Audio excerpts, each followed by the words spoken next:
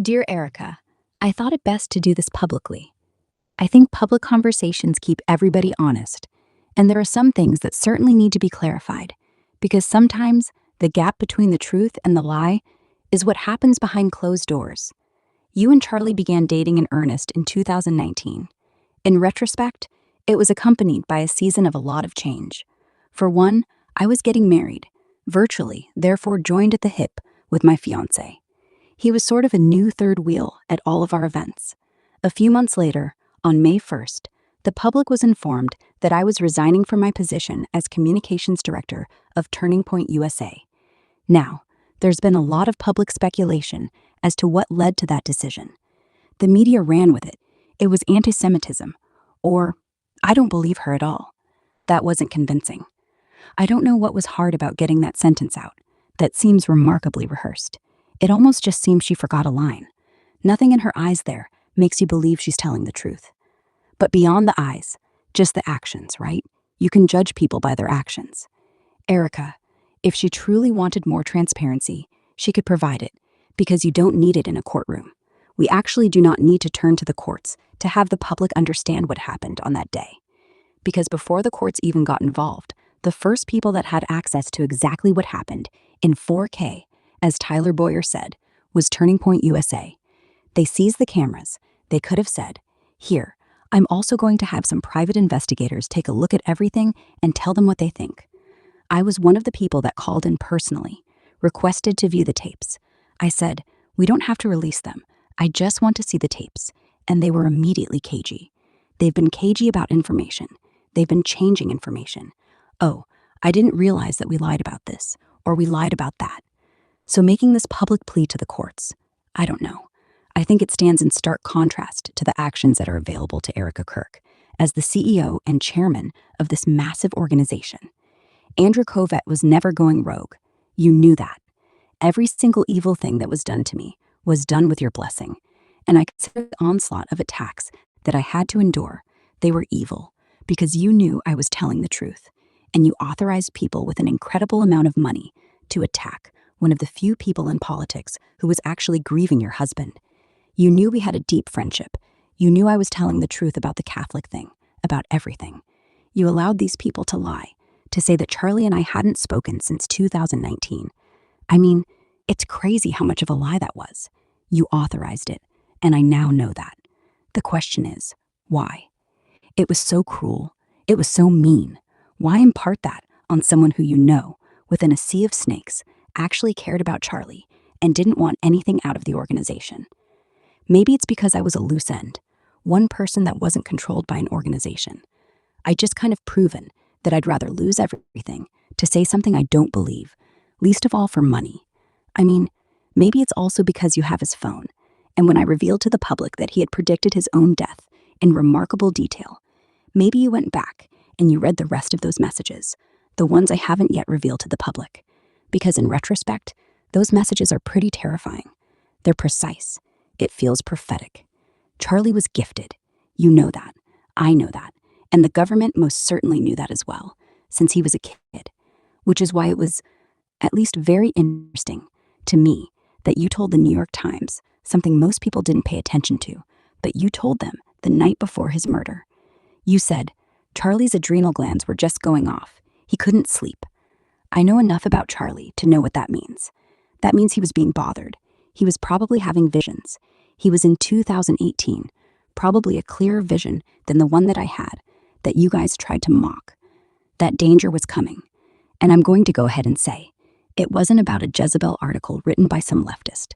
Please stop saying that, because it's not true. I know Charlie. A leftist article didn't upset him in this way. It didn't make him call a priest to pray over him. He thought someone was going to kill him. He did express that, in writing. And you did not lose those text messages. You knew that Charlie and I spoke a lot about his third eye. That's why that sentence caught my attention in the article. You spoke about the street lamps that would go off when he would run, about the special school he had to go to. We spoke about a lot of the things that were strange in our childhood, the testing that both of us had to endure. We spoke about the fact that we could both astral project. You know all of this. Of course you do. You have his phone. And how surprised we were when we learned that not everybody does that naturally. Sleep paralysis, you name it. We had conversations about it. And if Charlie's adrenal glands were going off, it was probably maybe for the very same reason that I pulled my kids out of school days before he was murdered, because I sensed danger was coming. And since we're being open, I also want you to know, it struck me as odd when you said in that interview with Jesse Waters that you wanted Charlie to have a good night's sleep. He was so excited. So you sent him to sleep in his daughter's room. You know, just register me as a little bit backwards. If I wanted my husband to have a good night's sleep because of something he had the next day, I'd probably let him sleep in the room, and I would sleep in my daughter's room. I also thought what was interesting is that you said the next morning when he snuck in, he grabbed his wedding band. Again, minor detail, but I asked myself, why was his wedding band off? But enough of speculation. Here are the facts. I now have verifiable proof in writing that Justin Strife and you lied to me. You know exactly who Pierre is. Why did Justin Strife say he had never heard of Pierre? It's crazy. Justin, why would you do that, Justin? You know him. You've met with him. You've personally met with Pierre. Erika, you've met with him in the wake of Charlie's death. I have, again, verifiable proof. So, you can call your lawyers. You can spend another $1 billion on PR if you want to. Because I don't know. There could be a French angle here. Could this be a motive? Could billions of dollars be a motive? I'll just ask some immediate questions. My question would be, why would a devout Catholic Frenchman be looking to give billions of dollars to an evangelical organization? Is that not weird? Just objectively weird? Gosh, that's a pretty big investment. Does he just really care about free market capitalism? What's France got to do with college campuses in America? Full stop. The answer, Erika, is nothing. This is my theory. There's a lot to see here, because you were lying to cover Bibi Netanyahu's tracks. That's very strange. You were there when Bibi Netanyahu called. Andrew Kovet told me Bibi offered to take Turning Point USA to the next level, and Charlie turned him down. In the Hamptons, at the dinner you were a part of. But you don't remember that part. You say he's just calling about a letter Charlie wrote 5 months earlier, the dinner that you thereafter allowed an army of influencers to claim never actually happened. But you were there. Oh, I was there every step of the way. Nothing. None of this ever happened. Nobody wanted to address Bibi calling. Nobody made any statements about that. Full-blown psyop. Psychological operation. Truly, everything that you guys did. Not only was it cruel, but I think the real motivation, was you just thought you could psychologically break me. That's what this whole thing has been. It's been one big psyop, very well funded, because there's a lot of money on the line. If nothing happened in the Hamptons that was out of the usual, why the panic? Because something did happen. Charlie told Bibi Netanyahu no. Bibi also. Charlie had declined to have Bibi on his podcast when Bibi went on a little PR tour. Charlie didn't want to have him on, according to Andrew Kovet. So Charlie seems pretty done with Israel, right? You don't want to have on the Prime Minister of Israel. But the obvious question here, that the media is not interested in, but I certainly am, is, in exchange for what? In exchange for what was Bibi Netanyahu going to take Turning Point USA to the next level?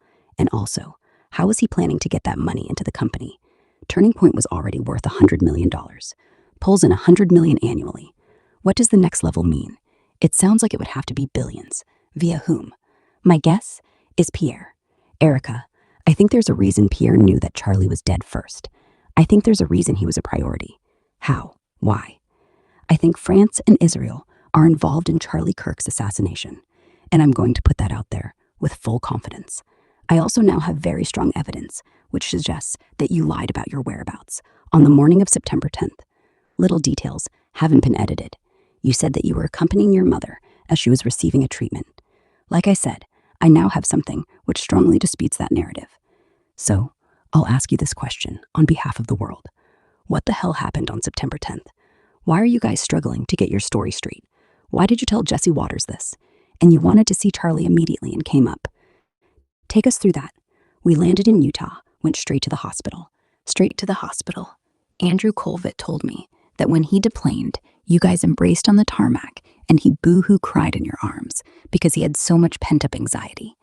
So just given the planes, which you confirmed to me, which plane he was on and which plane you were on, that would mean that you had to wait for Andrew Kovet to land for an hour. Waited for an hour.